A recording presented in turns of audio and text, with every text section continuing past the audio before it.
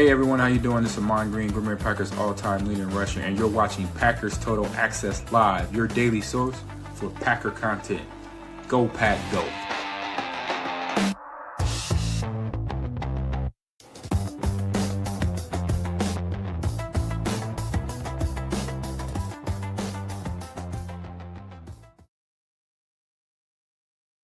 What's up, guys? Welcome into Packers Total Access. My name is Clayton. You can check us out on packernet.com. Find me on Twitter at Packers_access. On this glorious December the 12th, we made it. It's Friday. Everybody getting geared up for the weekend, and more importantly, this awesome matchup between the Packers and the Broncos. Sunday, 3:25 Central kickoff in Denver. Weather's expected to be absolutely perfect, probably upper 50s to start the game, and maybe dipping into the 40s by the end of the game. So weather should not be a factor other than obviously the high altitude. Kicks will probably travel a little bit further. Passing game, you might have a little adjustment to make there. Obviously, the ball traveling a little bit different through the air than it does in Green Bay, Wisconsin. We're expecting the boys to figure it out and go out there and get a dub against Denver. I think it's going to be a great game. And we got great news here just a few minutes ago, really, as everybody was tweeting out from practice earlier today, about an hour ago, I guess it was.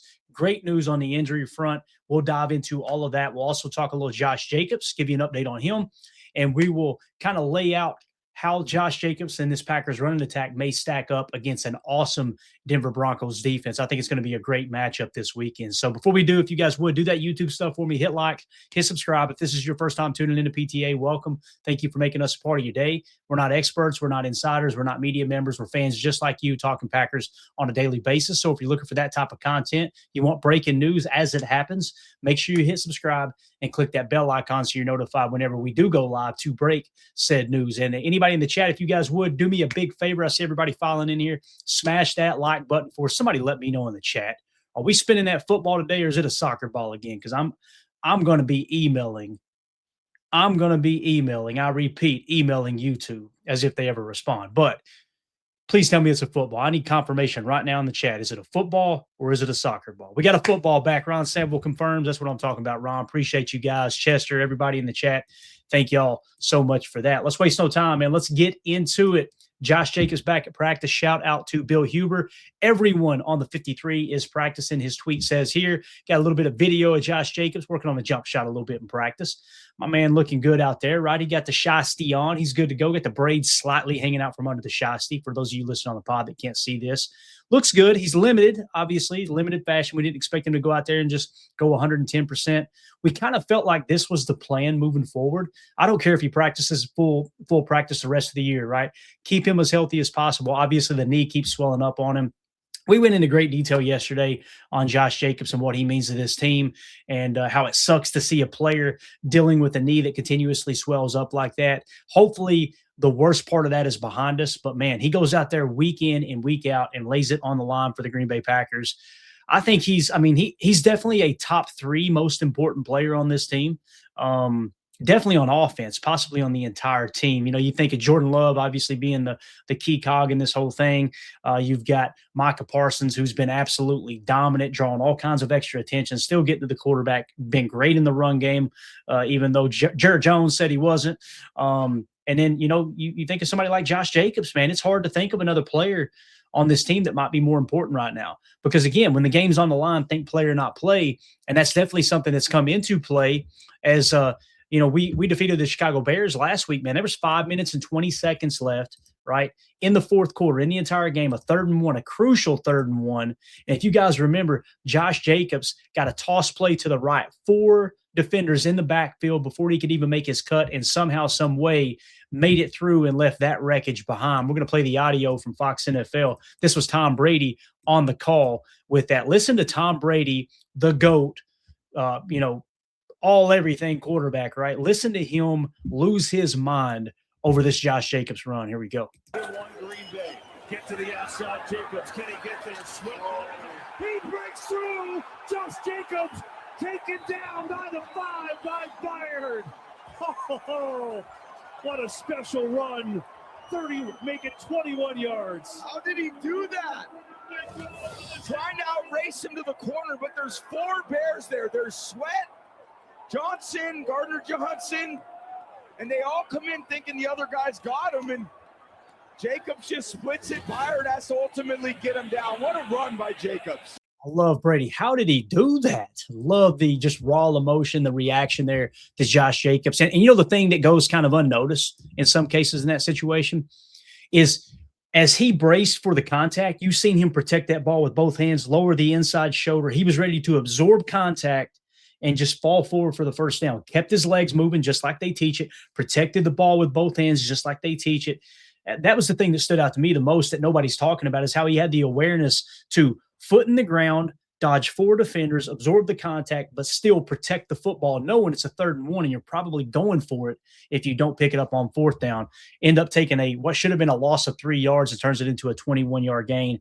You can't put a price tag on the value of Josh Jacobs with this football team. He's a leader in the locker room. He's a leader outside of the locker room. He's a guy who's going to lead on the football field. He refuses to miss games. He's the total package. He's the total package. And again, you got to tip your cap to Brian Gutekunst. It was so hard to say goodbye. No, we're not singing Boys to Men here. All right. Is that Boys to Men? I don't even know, man. See, I'm dating myself a little bit. Confirm in the chat. Was that It's So Hard to Say Goodbye? Was that a Boys to Men or was that one of those knockoff Boys to Men bands back in the 90s? Let me know in the chat. It's so hard to say goodbye to Aaron Jones. I'm going to think about that. I can hear it in my head now every time I say it. To say goodbye to Aaron Jones and move on to Josh Jacobs, right?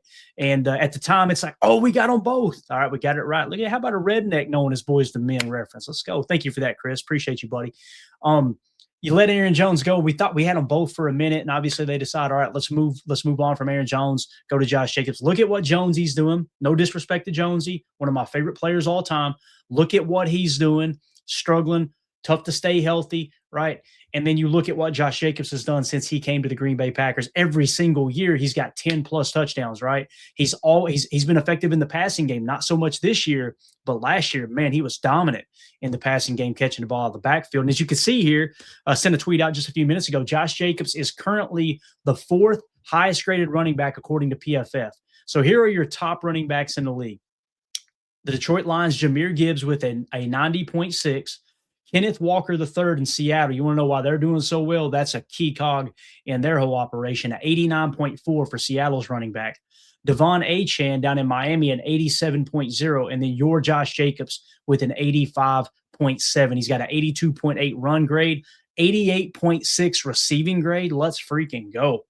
Number 5, we watched last night, Bijan Robinson, as the Atlanta Falcons obviously upset the Tampa Bay Buccaneers, who are in absolute tailspin. Those guys are dive bombing away from the NFC playoffs. We'll see how that plays out on down the road. They have a good running back in Rachaad White with an 82.0. Zach Charbonnet with Seattle. So it's a two-headed monster up there. I'm not sure if both of those guys are still healthy or not. I think Walker is. Maybe Charbonnet is as well. They're doing something right in the run game there with an 81.6 for their second best back.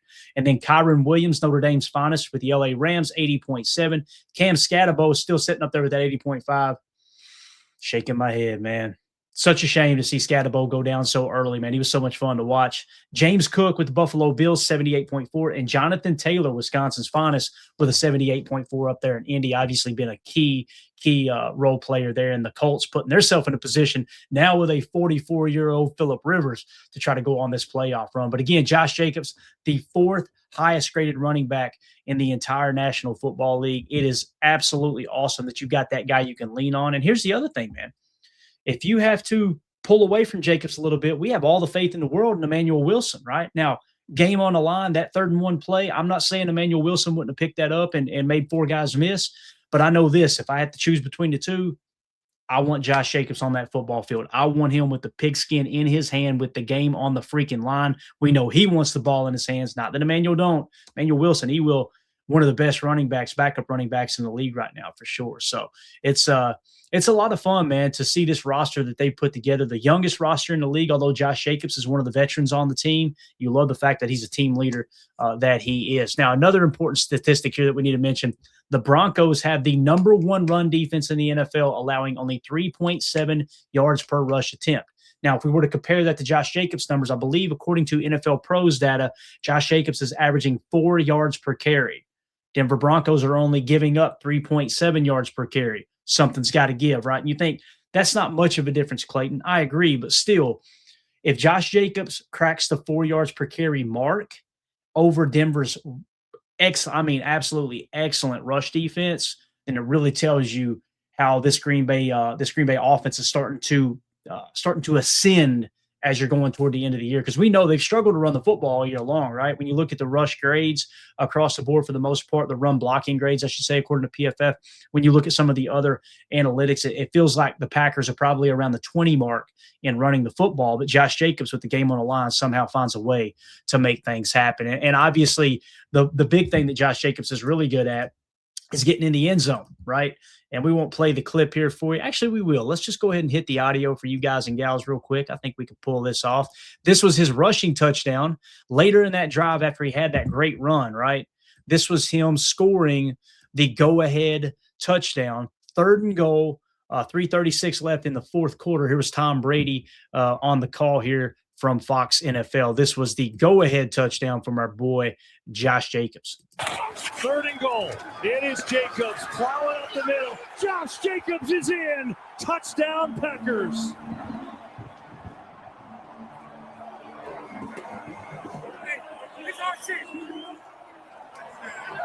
You could see he just was not going to be denied, man.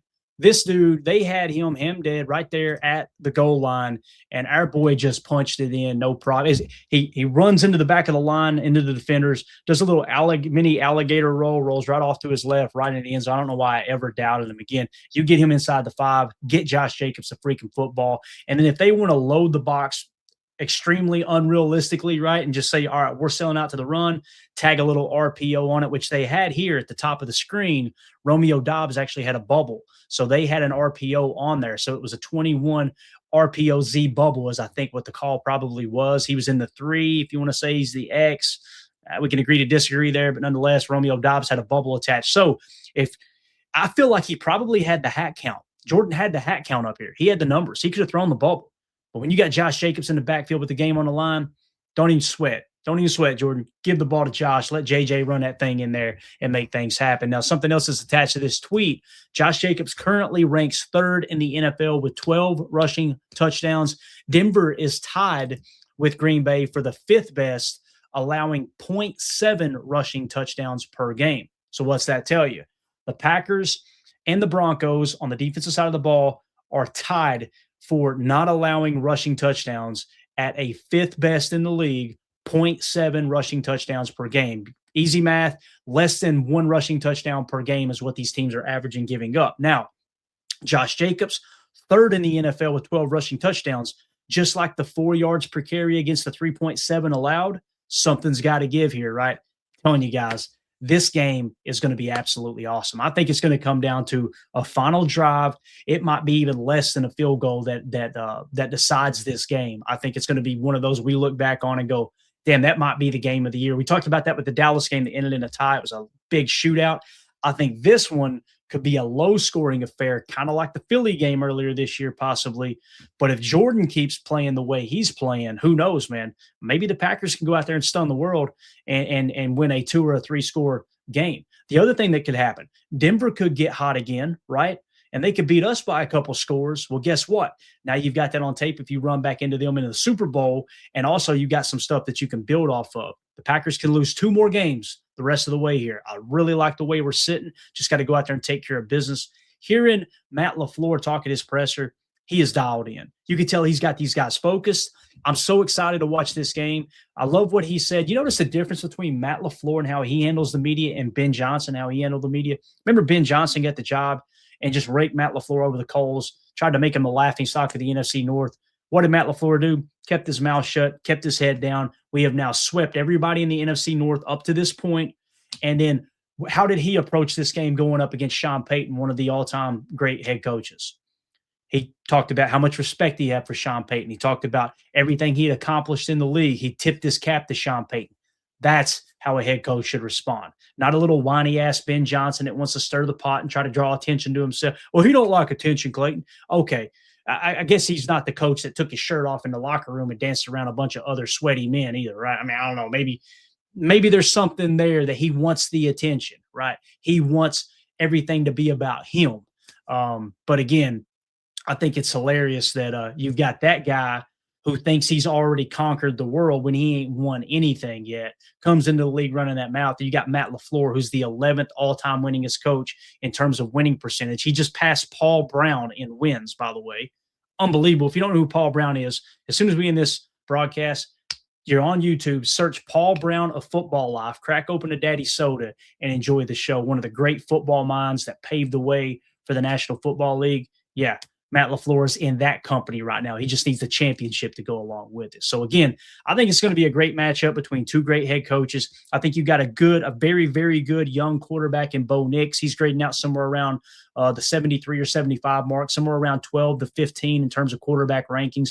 Jordan Love is currently playing like a top 3 MVP caliber quarterback. He's skyrocketing up the MVP conversation. So you got two good quarterbacks going at it, two great head coaches going at it. You got two good running games, but they've got a really good running game, a top 10 running game. Ours is struggle, but Josh Jacobs, one of the best backs in the league. We got two solid run defenses, two solid pass defenses.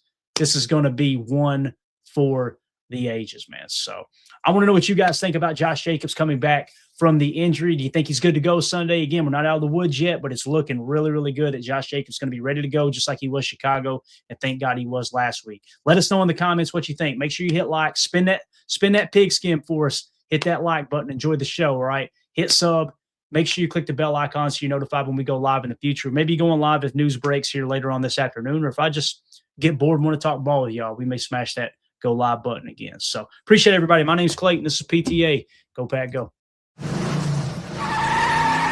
we go. We're out. Bye, guys.